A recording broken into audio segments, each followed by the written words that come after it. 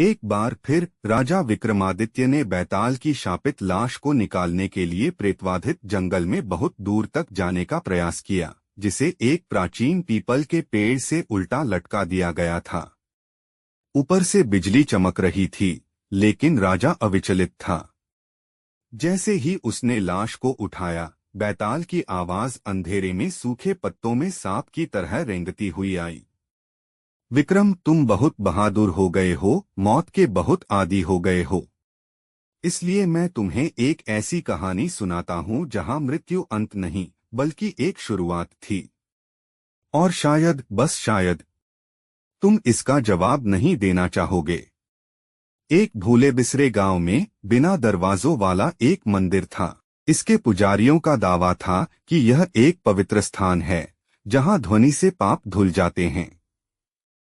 मंदिर के केंद्र में एक लोहे की घंटी लटकी हुई थी, जिसके बारे में कहा जाता है कि उसे मृत्यु के देवता यम का आशीर्वाद प्राप्त है। किंवदंती है, अगर घंटी अपने आप बजती है तो कोई व्यक्ति मृतकों में से वापस आ गया है। एक रात एक छोटी लड़की गायब हो गई। गांव वालों ने ढूंढा, लेकिन मंदिर की सीढ़ियों के पास केवल उसकी पायल मिली। उन्होंने उसका शोक मनाया, दीप जलाए और शांति के लिए प्रार्थना की। लेकिन आधी रात को घंटी बजी। एक बार नहीं, बल्कि 13 बार। चीख पुकार से गांव जाग गया। मंदिर की दीवारें खून से लथपथ थीं। कुत्ते बिना किसी कारण के चिल्ला रहे थे। पुजारी की जीभ वेदी पर लगी हुई थी। और छोटी लड़की, वह अपने घर के सामने खड़ी थी, मुस्कुरा रही थी, लेकिन उसकी परछाई उससे दूर जा रही थी।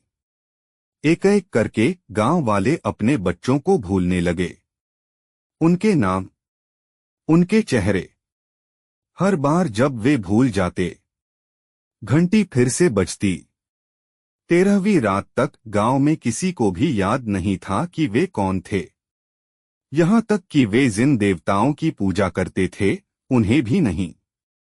अब बताओ विक्रम, बैताल की आवाज मरती हुई हवा की तरह कर्कश हो गई। क्या अभिशाप था? राजा हिल गया, लेकिन शांत ने उत्तर दिया, घंटी अभिशापित नहीं थी, लोग अभिशापित थे।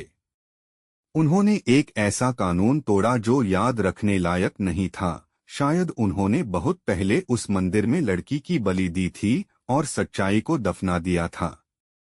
जब घंटी बजती थी, तो यह उन्हें चेतावनी देने के लिए नहीं थी, यह उन्हें याद दिलाने के लिए थी। वे क्या भूलने की कोशिश कर रहे थे? सन्नाटा। फिर बैताल ने लगभग सम्मानपूर्वक फुसफुसाते हुए कहा, ठीक है। लेकिन जैसे ही विक्रम जंगल के किनारे पहुंचा, उसने कुछ ठंडा महसूस किया। उसके अपने हाथ छोटे हो गए थे। उसकी आवाज पतली, एक बच्चे की। घंटी एक बार बजी, जोर से, उसकी खोपड़ी में गूंजती हुई। उसने लाश को नीचे गिरा दिया, और पेड़ों से एक छोटी लड़की की हंसी उसके पीछे पीछे पूरे रास्ते आती रही। कभी कभी घंटी आपके चले जाने के बहुत बाद तक बजती है।